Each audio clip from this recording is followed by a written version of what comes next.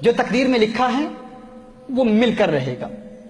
جتنی دولت اللہ نے لکھی ہے وہ مل کر رہے گی، وہ ملے گی. ہم جو کچھ بھی کر لیں، ساری دنیا جمع ہو جائے، ہماری کل دولت سے وہ جو اللہ نے لکھی ہے اس میں سے ایک پینی، ایک پاؤنڈ، ایک یورو، ایک درہم، ایک دینار، ایک روپیہ بھی نہیں نکال سکتے. جو لکھا ہے مل کر رہے گا.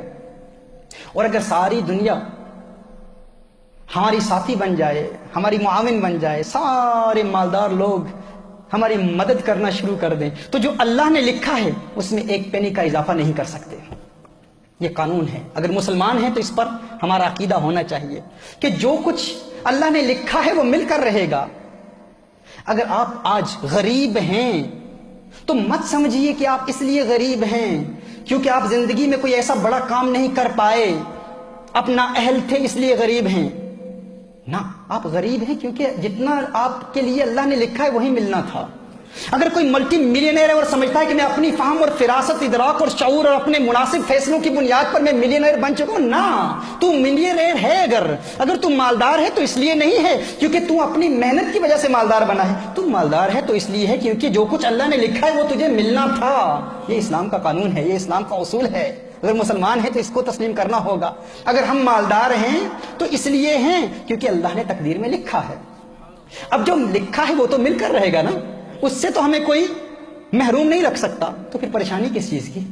پھر پریشان کیوں ہوتے ہیں؟ اب یہاں سوال پیدا ہوتا ہے، نیچرلی ایک سوال پیدا ہوتا ہے، ذہن میں ایک سوال آتا ہے کہ ٹھیک ہے اگر ایسی بات ہے تو پھر ہم کام کیوں کرتے ہیں؟ ہم محنت کیوں کرتے ہیں؟ گھر بیٹھے رہیں، کچھ نہ کریں تو پھر بھی مل جائے گا. تو آپ کو بتاؤں، یہی اسلام کا قانون ہے، یہی ضابطہ ہے. اگر آپ گھر میں بیٹھے رہیں، کچھ بھی نہ کریں، جو لکھا ہے وہ مل کر رہے گا. تو پھر ہم کام کیوں کرتے ہیں؟ کیونکہ کام کرنا رسالت مآب صلی اللہ علیہ وسلم کی سنت ہے. محنت کرنا، اور محنت کے ذریعے وہ جو اللہ نے لکھا ہے وہ تو ملے گا، لیکن محنت کے ذریعے اس کے حصول کے لیے حلال روزگار کمانے کے لیے کوشش کرنا، یہ کوشش میرے آقا کی سنت ہے، یہ عبادت ہے، اس پر ثواب ملتا ہے. ہم اس لیے کام نہیں کرتے کیونکہ جو اللہ نے لکھا ہے اس پر اضافہ ہوگا، نہ، یہ قانون نہیں ہے. ہم کام کیوں کرتے ہیں؟ کیونکہ کام کرنا سنت ہے، یہ عبادت ہے. حلال روزگار کی تلاش عبادت ہے. ہم عبادت کر رہے ہیں، اللہ کی عبادت کر رہے ہیں، اس لیے کام نہیں کرتے کہ وہ جو اللہ نے لکھا ہے وہ بڑھ جائے گا، وہ بڑھے گا نہیں. وہ جو لکھا ہے وہ مل کر رہے گا. اب اس کا دار و مدار ہم پر ہے کہ ہم اسے کیسے تلاش کرتے ہیں. حلال ذریعوں سے تلاش کرتے ہیں یا حرام کے ذریعے تلاش کرتے ہیں؟ وہ تو ملے گا، الٹیمیٹلی وہ ملے گا جو اللہ نے لکھا ہے ہمارے لیے. تو جو ملے گا اس کے لیے پھر ہم گناہ کیوں کریں؟ اس کے حصول کے لیے حرام کاروبار میں کیوں ملوث ہوں؟ اللہ عز و جل نے جو لکھا ہے وہ مل کر رہے گا. مجھے یہاں ایک واقعہ یاد آ رہا ہے. آج سے 4-5 سال قبل تقریباً ہمارے نیوٹن روڈ مرکز میں، ہمارے پرانے مرکز میں ایک صاحب میرے پاس آئے، ہماری محفل میں آئے اور کہتے ہیں کہ تنگ دستی ہے، بڑی پریشانیاں ہیں، میں چاہتا ہوں کوئی کاروبار مل جائے، روزگار کے لیے دعا کیجیے. کچھ محافل میں آنا جانا رہا، اللہ عز و جل نے کرم کیا، انہیں کام مل گیا.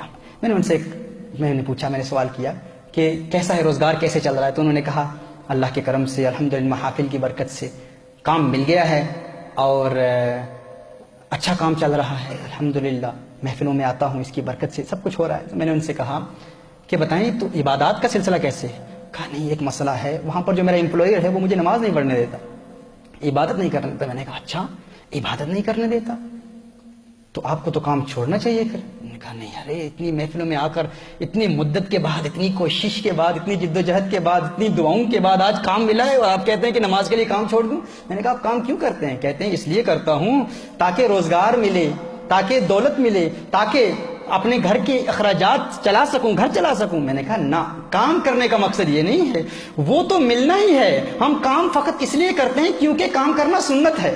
وہ جو اللہ نے لکھا ہے وہ تو مل کر رہے گا. اور قانون کیا ہے؟ اصول یہ ہے کہ اگر کوئی سنت آپ کو فرض سے محروم کر دے تو آپ اس سنت کو چھوڑ دیں، فرض پر عمل کریں. اب کام کرنا سنت ہے، نماز پڑھنا فرض ہے. دیکھیے، آپ مثال کے طور پر عصر کی نماز شروع ہوتی ہے 5 to 3 سمجھ لیں مثال کے طور پر،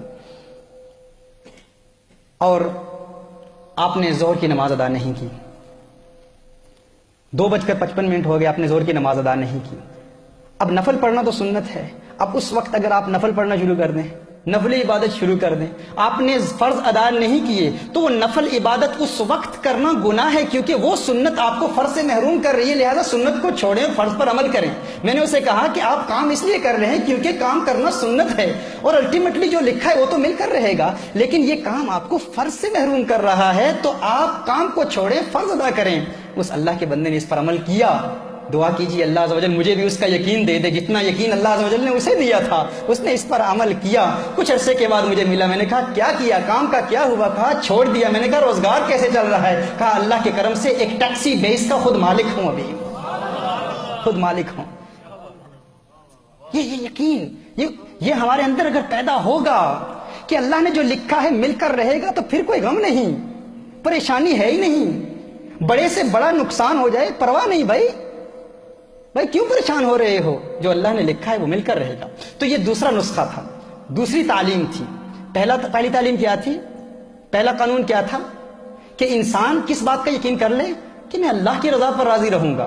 اور دوسری بات کیا؟ تعلیمات مصطفیٰ صلی اللہ علیہ وسلم کے ذریعے قلبی سکون حاصل کرنے کا طریقہ کیا ہے؟ انسان یہ یقین کر لے جو لکھا ہے وہ مل کر رہے گا. اور ہم کام کیوں کرتے ہیں، محنت کیوں کرتے ہیں؟ کیونکہ محنت کرنا رسالت مآب صلی اللہ علیہ وآلہ وسلم کی سنت ہے.